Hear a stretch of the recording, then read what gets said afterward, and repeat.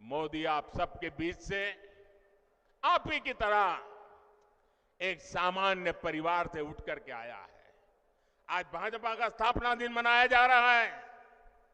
मुझे कमल के फूल भेंट में दिए गए हैं, लेकिन एक जमाना था मैं भी आप ही की तरह बूथ पे काम करता था, लोगों के घर पे झंडा लगाने जाता था, दीवारों को चित्र पेंट करता था, कभी पोस्टर लगाने जाता था, कभी जिंदाबाद जिंदाबाद के जहां जुलूस निकालता था।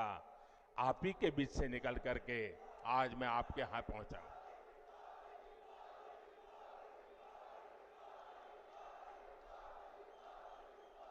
साथियों, ये जो देश के बड़े बड़े नामदार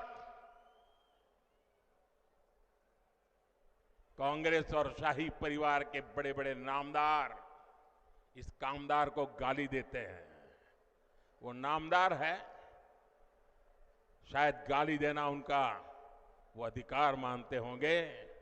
ये कामदार ऐसा है जो हर गाली को पचा जाता है। साथियों, ये मोदी से इसलिए नाराज है क्योंकि मोदी आज देश के गांव गरीब के साथ चट्टान की तरह खड़ा है। जनता के पैसे को लूटना ये लोग अपना खानदानी हक समझते थे।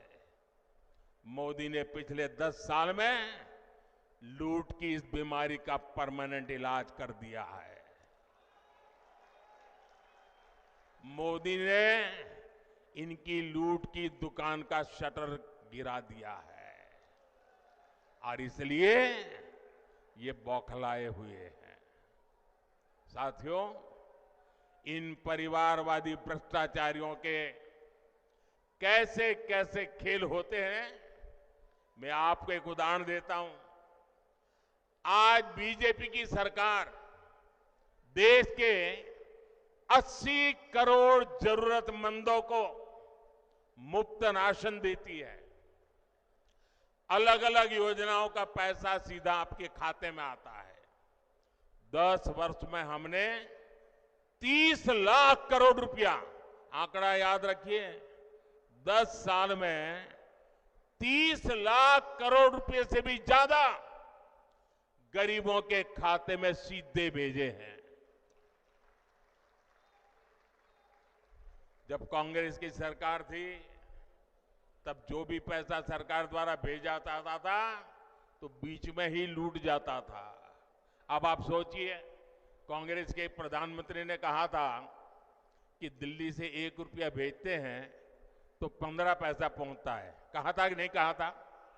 कांग्रेस के एक प्रधानमंत्री ने कहा था ना कि दिल्ली से 1 रुपया भेजते हैं तो 15 पैसा पहुंचता है।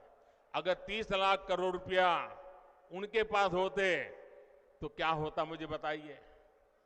अब 1 रुपया भेजते हैं, 15 पैसा पहुंचता है, तो वो कौन सा पंजा है जो बीच में से रुपये मार लेता है?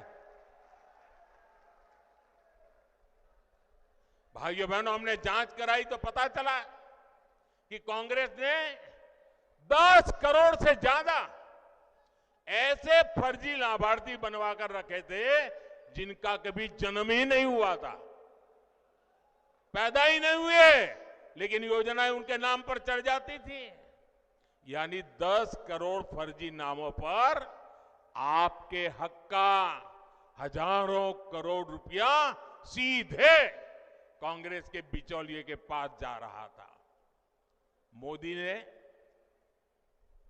ये खेल बंद कर दिया। मैंने जांच एजेंसियों को खुली छूट दी है। आपने देखा होगा, कांग्रेस के एक सांसद के यहां से 300 करोड़ से ज्यादा नगद, आप कल्पना कर सकते हैं जी, 300 करोड़ रुपए नगद अलमारी में ढेर के ढेर पड़े थे और पकड़े गए। टीवी पर आपने देखा होगा। आप हैरान हो जाएंगे, ये बैंक के पास नोट गिनने के जो मशीन होते हैं ना, मुझे कितनी बैंकों से लाया, लेकिन मशीन थक गए गिनते गिनते, मशीन बंद हो जाते थे। पैसे निकलते ही जा रहे थे। कांग्रेस का घमंडिया गठबंधन मोदी से परेशान है, इसलिए चिढ़ता है, गुस्सा करता है, गाली देता है। लेकिन कांग्रेस के लोग समझ ले, आप जितना कीचड़ उछालोगे ना, जितना कीचड़ उछालोगे, कमल उतना ही ज्यादा खिलने वाला है।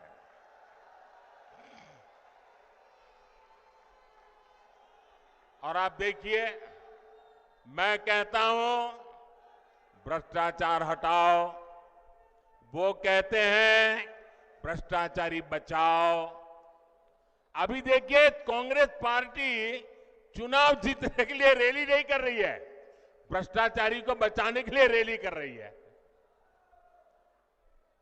ये कितना भी बोलते रहे, भ्रष्टाचार के खिलाफ मोदी की लड़ाई जारी रहेगी। मुझे बताइए, मुझे लड़ाई जारी रखनी चाहिए कि नहीं? इस देश से भ्रष्टाचार जाना चाहिए कि नहीं? भ्रष्टाचार खत्म होना चाहिए कि नहीं होना चाहिए?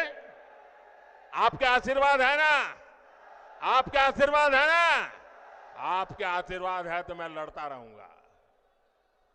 और भाइयों बहनों, मेरी सरकार का तीसरा कार्यकाल बहुत दूर नहीं है। पहले 100 दिन में भ्रष्टाचार के खिलाफ बीजेपी सरकार और भी बड़े फैसले लेने जा रही है। मैं तैयारी करके बैठा हूं, सारी तैयारी शुरू कर दी है।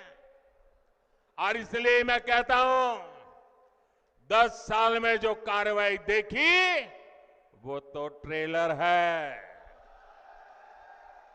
अभी तो बहुत कुछ होना बाकी है।